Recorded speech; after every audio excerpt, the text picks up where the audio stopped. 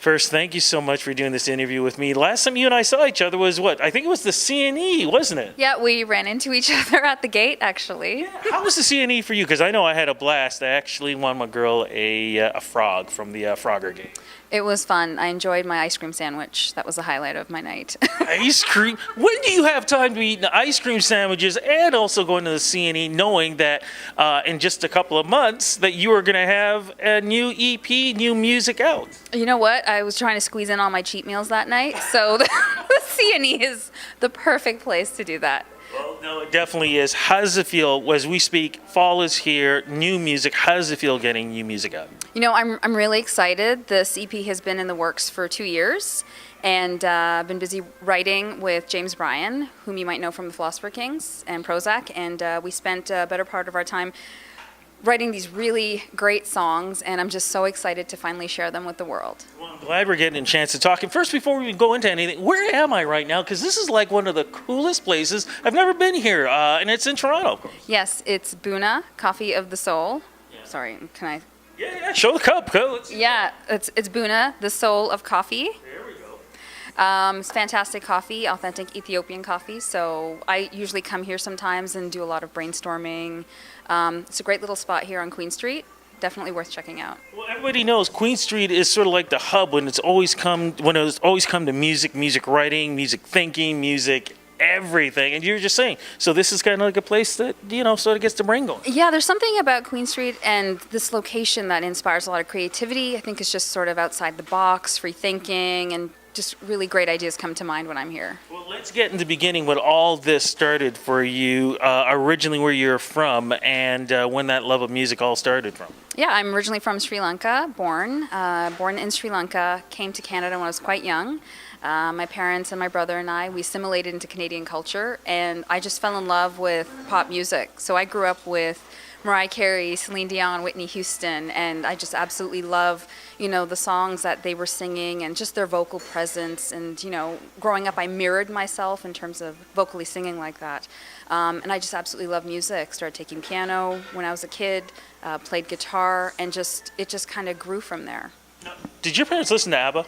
Yes. So I was quite young when they were playing ABBA around. I used to live in Nigeria as well. So before we immigrated to Canada, we lived in Nigeria, and ABBA was kind of the theme song for the house. So that's what they would spin all the time. And I grew up listening and watching their concerts on VHS. You were the dancing queen, weren't you? Yeah, they actually have cassettes of me. I don't know if you guys know what cassettes are. For the youngins out there. Yeah, the youngin. I know what a cassette is. Cassettes are these little audio devices with a little ribbon in it, and they have me singing ABBA songs when I was maybe a year and a half to 2. I mean, obviously, I'm not saying the words correctly, but I'm singing "Dancing Queen" and "Money, Money, Money" as a 1.5-year-old would try their best at. So. No, a lot of people try to mimic the Whitney Houstons and Mariah Careys, and it does not work. When people get a chance to hear your new EP, they're going to realize somewhere along the line it did work. When did the power vocals kick into your life? So, I've always had these power vocals, especially around 10 and 11, and a lot of the time I felt like I was a little bit too shy to belt it out because I didn't know how to control it. It was just like right out there. But then as time progressed, I learned how to hone my vocal skills and really rein it in. And I think I've just been really lucky. And I'm self-taught. My dad actually taught me how to sing. He's not vocally trained, but he just had that musical knack within him. And so he really spent a lot of time, countless weekends listening to, the Mariah CDs and Celine CDs. We'd play, pause, and I would learn how to kind of hone my vocals in there. And mind you, that's been with me for as long as I can remember. But when you told Dad and Mom and the family, hey, look, you know what? This is something I really want to do. I mean, what were their thoughts? Well, I think they loved it, but it wasn't a practical career choice, obviously, especially being from the South Asian community. It's not really something that you want to progress in life. It's either, doctor, lawyer, something, in a professional capacity.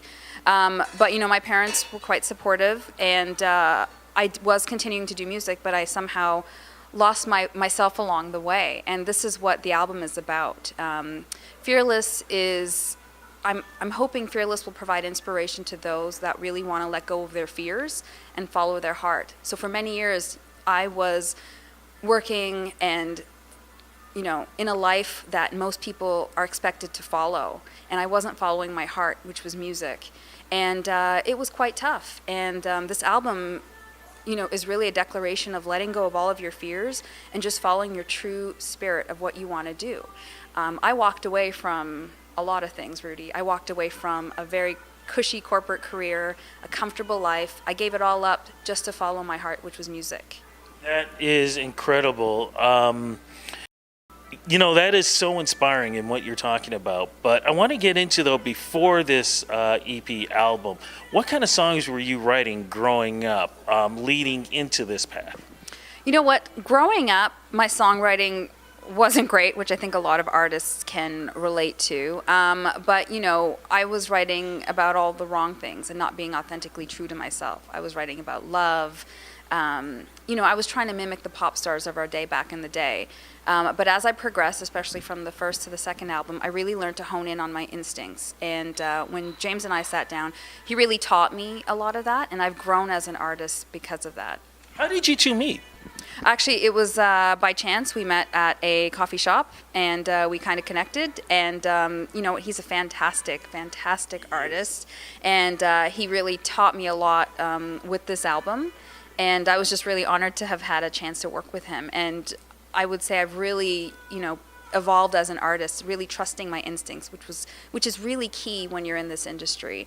How did you marry the writing abilities with the music abilities, but also with the vocal abilities? People who tend to have your vocal power tend to just let it all hang out and go crazy, and they lose the sense of what the music is supposed to be about. How did you learn to blend it all together? Because it does come out very, very well.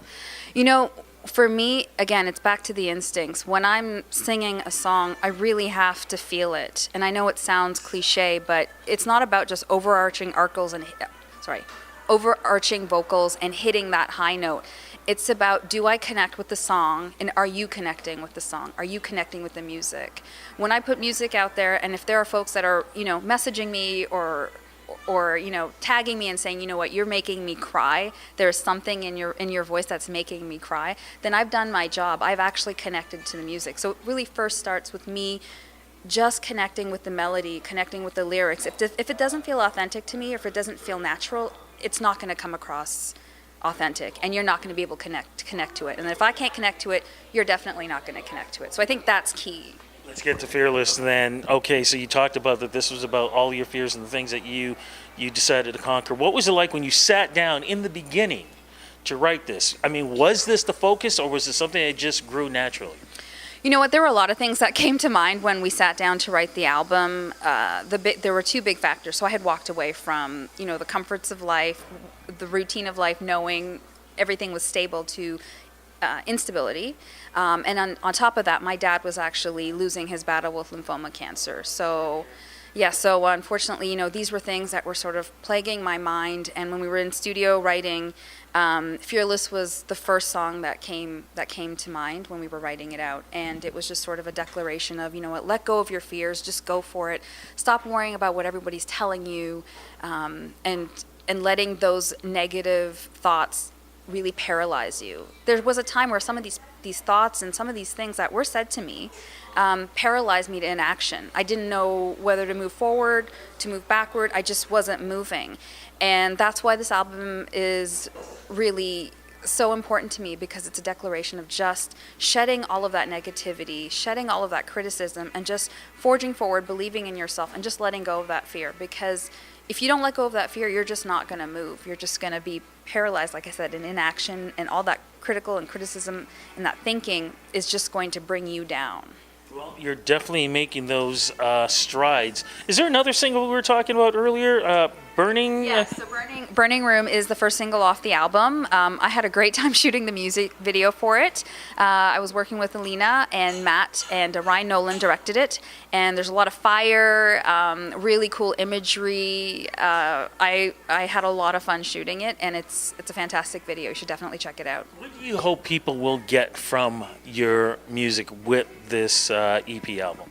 I want them to feel inspired. I want them to look deep within themselves and figure out what their fears are and just to let them go and just to follow their heart.